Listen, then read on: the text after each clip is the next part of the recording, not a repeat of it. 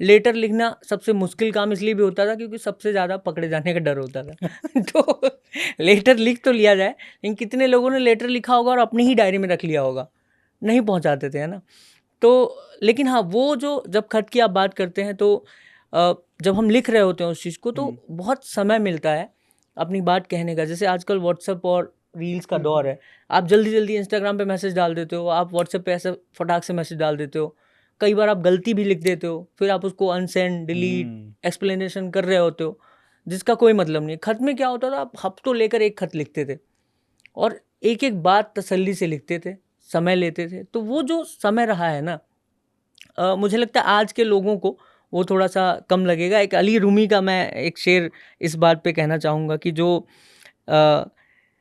उसने फ़कत कहा था मैं आपका नहीं, उसने फ़कत कहा था मैं आपका नहीं, फिर उसके बाद फूल भी पत्थर लगे मुझे। जिस दिन तुम्हारे खत का मुझे इंतज़ार था, जिस दिन तुम्हारे खत का मुझे इंतज़ार था, उस दिन तमाम पंछी कबूतर लगे मुझे, उस दिन तमाम पंछी कबूतर लगे मुझे। तो मुझे लगता है कि खत वाला समय का जो प्रेम रहा है उस समय का, वो बहुत सुंदर रहा है। ये तिवारी जी की तरफ आएंगे, मतलब बिल्कुल, आप एक्सपीरियंस इनका भी बहुत शानदार है। बिल्कुल। देखो आप शायद 90 के दशक के ना हो, हम और आशीष भाई 90 के नहीं 98 ठीक है, आसपास 90 के दशक नहीं कहा, दशक नहीं है वहाँ, ठीक है, लेट 90s। देखो उस समय जो आशीष भाई ने एक बड़ी अच्छी बात कही, सुविधाओं का अभाव, उस एक चेहरे को देखने के लिए ना मतलब पूरे 24 घंटे इंतजार करते थे। स्कूल में कैसी लग रही हैं, कल क्या कहना है, उसके लिए जो इंतजार होता था ना कल का, वो इतना खास होता था। बिल्कुल यार, वो जो लंबा समय लिया जाता था। और जो खत की बात कह रहे हैं, खत तो मत ही पूछिए, वो बहुत बड़ा जुर्म होता था। बिल्कुल। हाँ, अब तो मान लीजिए मैसेज, वो सारी चीज़ें। अच्छा, अब का मैसेज का सिस्टम है, टेक्नोलॉजी है, तो सारी सूचनाएं आपकी गुप्त होती है और लेटर आपका पकड़ा जाता था और हमें लगता है वो प्रेम ही नहीं रहा होगा जिसमें खत आपका पकड़ा ना जाए। बिल्कुल। हाँ, और बड़ा प्यारा शेर भी इस वजह से आशीष भाई ने कहा, उदय प्रताप सिंह का आपने पढ़ा होगा, बहुत फेमस शेर है कि सब फैसले होते नहीं सिक्के उछाल के, ये दिल के मामले हैं जरा देखभाल के, मोबाइलों के दौर के आशिक को क्या पता, रखते थे खतों में कलेजा निकाल के। और जब प्यार मिल गया तो सभी रत्न मिलेंगे, अब क्या करेंगे और समंदर खंगाल के। बिल्कुल। तो खतों का मतलब अब क्या ही कहा जाए, जो उसकी खुशबू होती थी, जो उसका टच होता था, आप महसूस कर रहे होते हैं अपने महबूब को, सामने वो चेहरा आपने पिक्चर में देखा होगा कि वो चेहरा ही चिट्ठी पढ़ रहा है, चिट्ठी में। बिल्कुल। खुशबू, वो सारी चीज़ें। सॉफ्टवेयर में आप क्या देखते हो, हमें नहीं लगता कि कुछ उतना एहसास होता है, बिल्कुल, बस केवल आपने शब्द पढ़े, सुन लिया। वहाँ पे फीलिंग होती थी, खुशबू होती थी, जहन में उतरती थी वो धीरे धीरे। और उस खत को बार बार पढ़ना, हमें नहीं लगता कि टेक्स्ट में जो लिखा गया हो आपके लिए वो बार बार पढ़ते होगे, आप खत बार बार पढ़ते थे, मैसेज भी संभाल के। और सबसे अच्छी बात जानते क्या आशीष भाई, सबसे अच्छी बात ये थी कि थोड़ी सी लड़ाई हुई तो आज पूरी चैट डिलीट। बिल्कुल। और लेटर डिलीट नहीं करते, लेटर कहाँ डिलीट करोगे यार, वो कितने सालों तक संभाल के रखे जाते थे, सालों तक संभाल के। और मुझे याद है एक वाकया मैं जोड़ूंगा इसमें, मैं जब बहुत छोटा था तो मैं सिर्फ खत लिखता ही नहीं था, मैंने कासिद का किरदार भी निभाया है। तो मैं अभी बता रहा था, तो मैं बहुत छोटा था, 7वीं 8वीं में रहा हूँगा, तो किसी भैया ने दिया कि भाई किसी को लेटर देना है। मैंने कहा यार किसी का प्रेम तो मुकम्मल हो, मेरा जब होगा तब देखेंगे। मैं पहुंचाया, अगले दिन उनकी मम्मी आ गई साथ में लेटर लेके, फिर शाम को आपका ही बेटा घर आया, तो उसके बाद तो कोई आया नहीं। तो फिर उसके बाद मम्मी ने मुझे कबूतर बनाया उसके बाद। फिर वो वाकया मतलब इतना, लड़के ने आशीष भाई को कबूतर बनाया, फिर मम्मी जी ने आके इनको मोर बनाया।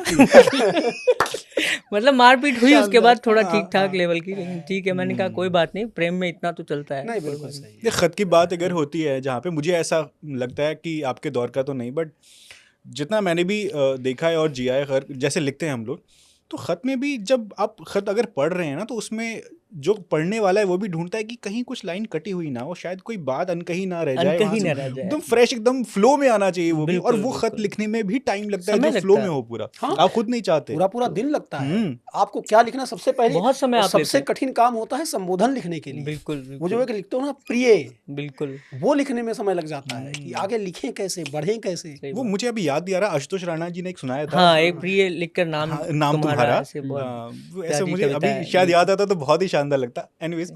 आगे बढ़ते हैं, थोड़ा प्रेम की बात कर रहे हैं हम, तो पहले प्यार की बहुत महत्व होती है इस प्रेम की बात में। तो पहले प्यार को आप लोगों ने जिया होगा, और मुझे लगता है कि यार जो पहला प्यार होता है ना वो जहन में मतलब आजीवन वो आपके जहन में महकता है किसी खुशबू की तरह ना, किसी फूल की खुशबू की तरह वो महक रहती है आजीवन आपके जीवन में। और आपको प्रेम की तरफ मोड़ने का जो काम करता है ना पहला प्रेम, अगर वो अनुभव आपका अच्छा है तो मुझे लगता है कि आजीवन आप प्रेम को उसी तरह से देखते हैं।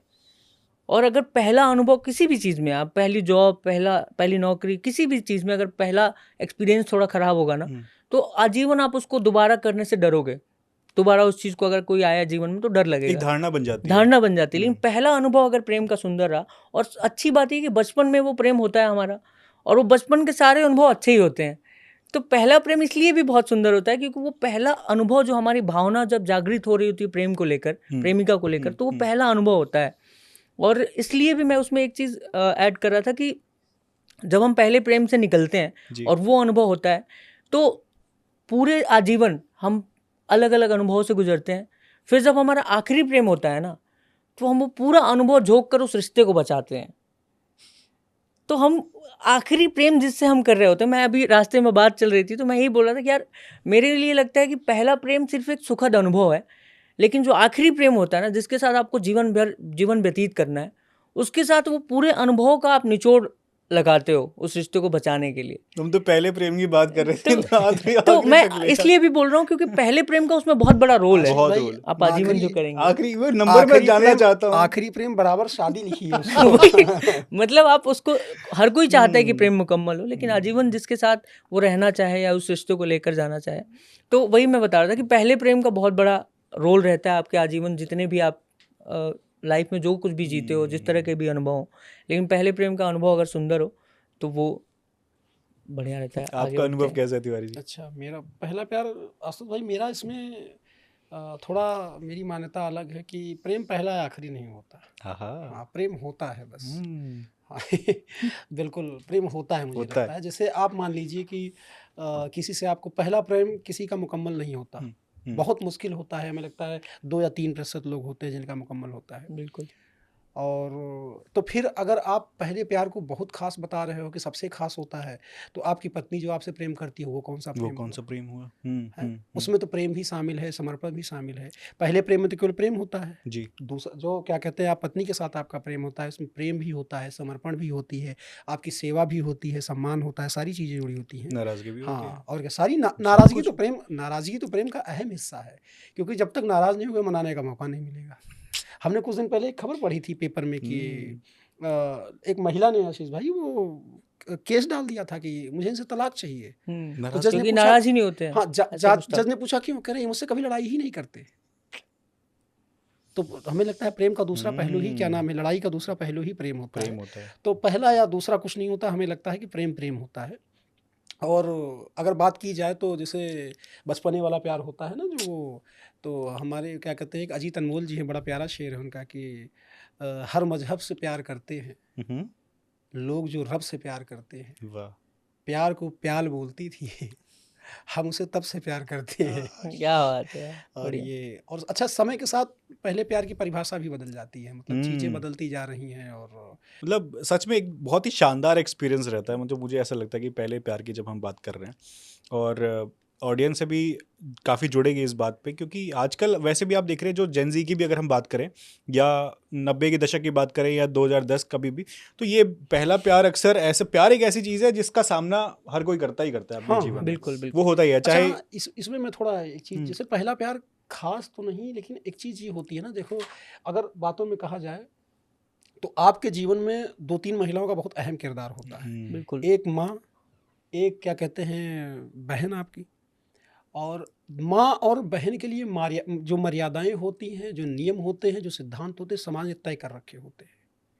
लेकिन प्रेमिका के लिए कभी हमें नहीं लगता किसी ने सिद्धांत तय किए होंगे, या आपके पिता ने कभी कहा होगा कि अपने प्रेमिका से ऐसा व्यवहार करना चाहिए, क्योंकि प्रेमिका आपने कह दिया तो जो आपने चप्पल वाली बात कही वही खास हो जाती है। और वो हार्मोनल चेंज की, वो क्या कहते हैं, प्रोसेस में ही गुजर रहे होते हैं, क्योंकि ज़्यादातर पहला प्यार हमें लगता है 13-14 साल की उम्र से, 17-18 साल। बिल्कुल, वो पहला अनुभव होता है, तो वो हार्मोनल चेंज वो होता है, तो पहली बार वो एहसास आपको होता है। और दूसरी बात ये होती है कि माँ के लिए, बहन के लिए, या बाकी जो महिलाएं हैं उनके लिए समाज ने नियम निर्धारित कर रखे हैं।